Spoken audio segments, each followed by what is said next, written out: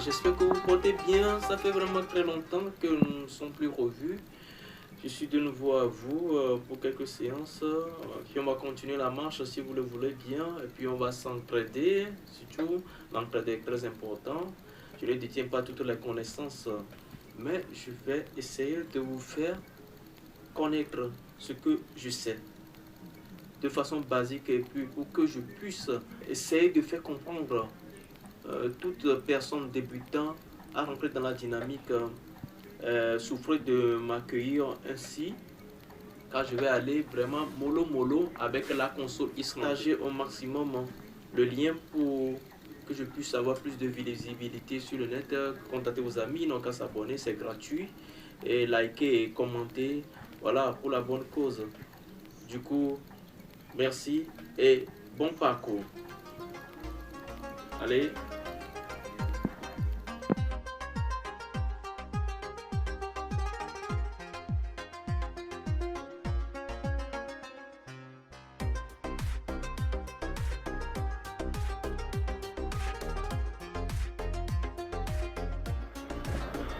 Et qu'est-ce que je m'en vais vous présenter aujourd'hui? Qu'est-ce que je prends par hasard? Je prends, voilà, la touche Meta qui se trouve à côté de votre écran LCD.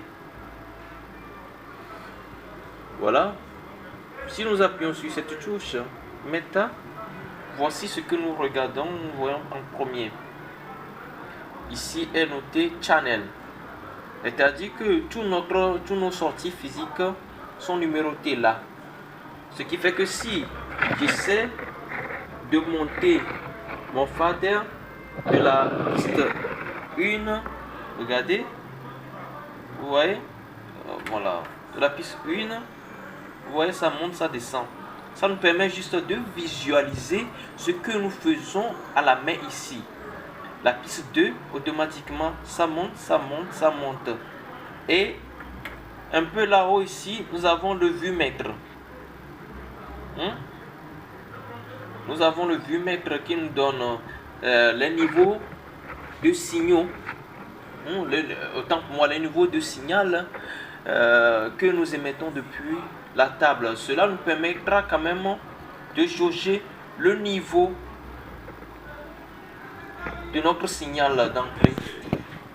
Et si nous poursuivons un peu notre parcours après le channel que je vous ai déjà montré, nous avons les 32 pistes, les faders physiques, donc les faders qui disposent des préamplis MIDAS de la console sont affichés ici avec les niveaux bien déterminés. Voilà, ils ont pris soin de mentionner le niveau clip et les décibels.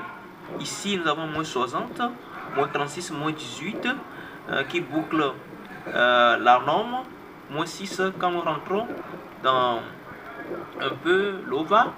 Et puis le clip, là, ce n'est pas bon d'avoir un signal jusque dans le moins 600 là, ce n'est pas du tout agréable. Maintenant, à chaque piste est assigné en bas les vue-mètres liés à la compression, la dynamique, le gain de compression et le gain de réduction, donc le gate. Donc, avec le gate que nous avons ici, lorsque nous manœuvrons notre gate ici, voilà, nous allons constater quand même un changement au niveau du vue-mètre.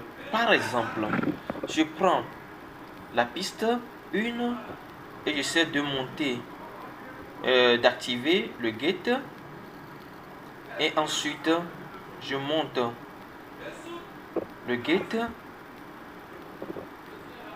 Vous voyez, il y a un changement de couleur ici. Donc lorsque je diminue le gate, il n'y a pas de souci, mais quand même cela nous montre réellement ce qui entre. Comme la piste n'est pas fonctionnelle, il n'y a pas de voix qui entre là-dedans, du coup nous ne pouvons pas observer les grandes variations au niveau de notre gate. Voilà.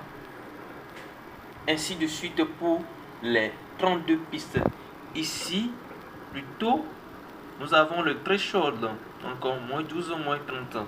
C'est juste ces niveaux qu'ils nous ont donné. Mais à travers les barrettes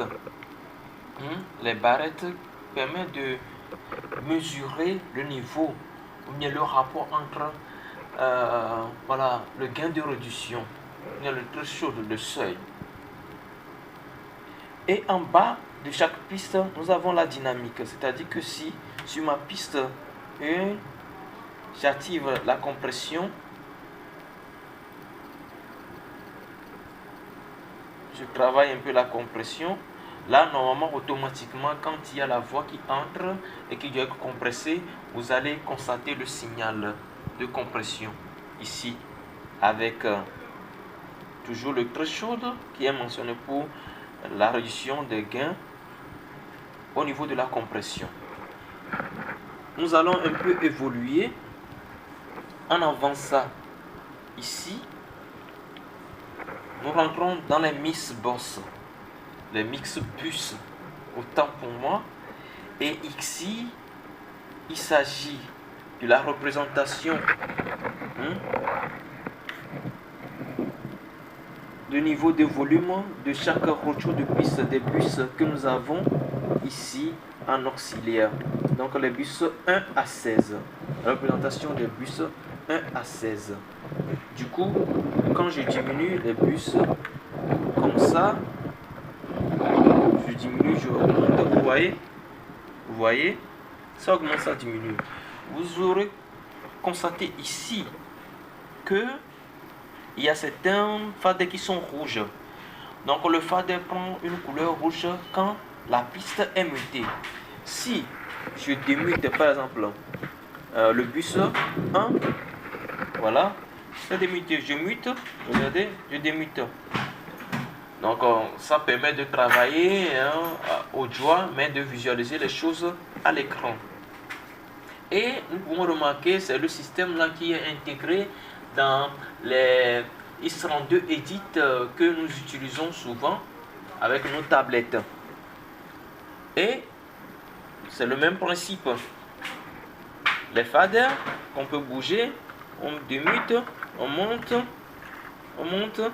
et en dessous, nous constatons les gains de réduction quand nous voulons compresser nos systèmes de retour, surtout ceux qui font le ear monitoring, ceux qui mettent le ear monitoring dans les oreilles. Il ne faut pas envoyer tous les décibels, il ne faut pas que quelqu'un claque les tympans de son prochain. Donc, ce qui demande quand même une compression des bus retour, de quelques bus retour. Ce n'est pas forcément de tous les bus retour qu'il faut compresser.